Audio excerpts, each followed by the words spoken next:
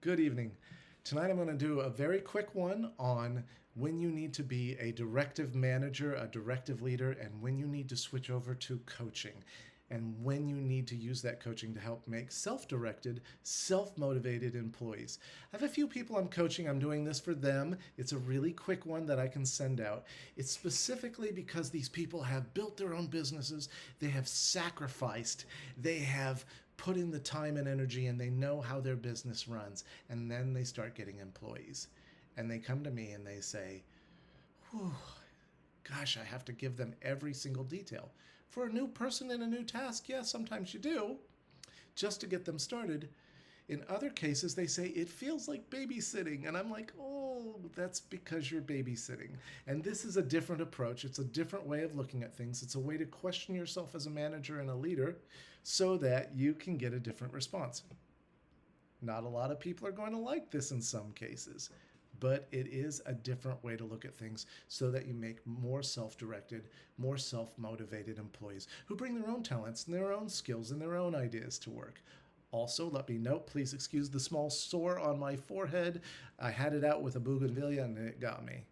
So let's go on. Let's start with what is directive feedback versus coaching. Directive feedback is honestly what I call house on fire. House on fire, unless it's a new task, unless it's a new person in the business who just doesn't know what they're doing and has no framework whatsoever.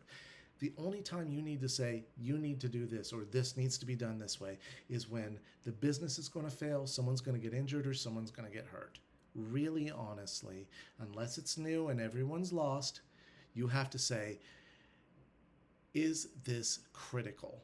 Is this absolutely important? If it's not, then you as a manager or a leader can switch over to other styles of leadership. On the other end is that ask-oriented coaching.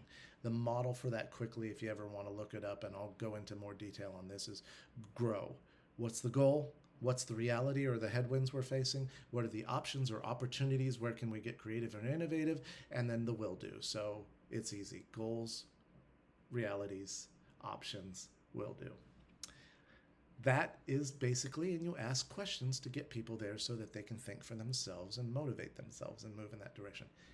There is a really neat one in between, and this neat one oftentimes helps. If a leader says, this is what I want it to look like at the end. This is our destination postcard. This is the shining city on the hill that we're heading toward, but I'm not going to tell you how to get there. I'm going to ask you a bunch of questions, and you tell me how you think you can best get there, given your talents, given what you know. So this is what it looks like. Now you tell me, what do you need from me? How can I help? Who are you going to connect with? What are some of the headwinds you're facing? What are some of the dangers? What are some of the things we need to watch out for? And you coach them. It takes a little bit longer at first, but once you do this over time, what you're doing is you're creating self-directive, self-motivated, energized, engaged employees who can think for themselves, and you don't have to babysit. Hopefully this helps you. Give me some feedback. Looking forward to it.